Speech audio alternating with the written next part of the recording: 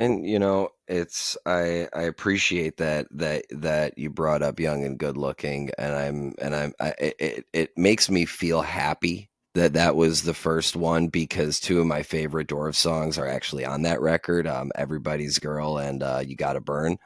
Yeah, Um, those two are really classic jams. And Everybody's Girl, I really owe a great debt to Illinois because it was it was Jimmy Ellison from Material Issue who said to me, "You should do a song about a girl's name."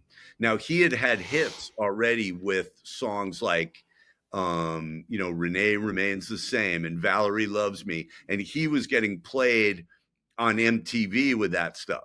And so when he said that to me, I was like, Jim, I love you, but come on, that's your gimmick. I'm not taking your gimmick, and that's fucking, I don't know, that's not really me. And then 2 weeks later, a light bulb went off in my head, and I said, not just one girl's name, a bunch of girls' names. Now it's the Dwarves. And I wrote it. And then when we got it going, I called up Jim and I was like, Jim, I love you, man. You were right. This is the best song I ever wrote. And, 6 months later, he was dead.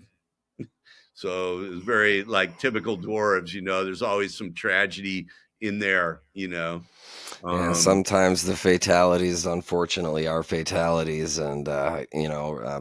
course, rest in peace, all the lost members. But Yeah, man. And, Jim was a great guy. And he was a good example of he was successful in the music business. He had hits, he had big management and different things, but he respected me and he understood and he said, man, that the Dwarves, that's yours, man. Nobody can take that from you, because when I started hanging out with him, I was like, I don't really want to do that anymore. And everybody, we just get in fights and everybody hates us. And he was like, no, man,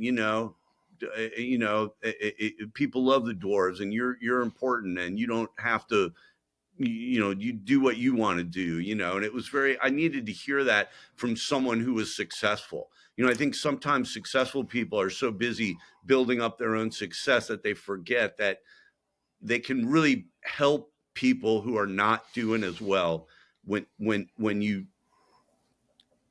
see them struggling. That's where successful people can help, and often they don't, and I'll always love Jim for doing that for me.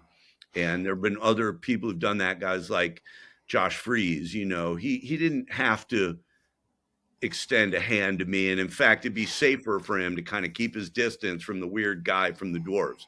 But instead, he embraced me, and then that helps to legitimize you to other successful people. And Eric helped me and didn't turn his back on me when he had big hits.